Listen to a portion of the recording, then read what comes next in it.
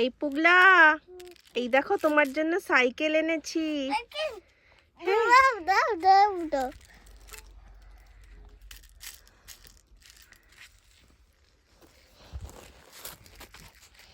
সাইকেলটা ভালো হয়েছে? ভালো হয়েছে সাইকেলটা? দাও আমাকে একটু খেলি। সাইকেলের ভেতরে দেখো লজেন্স আছে, ছোট্ট ছোট্ট।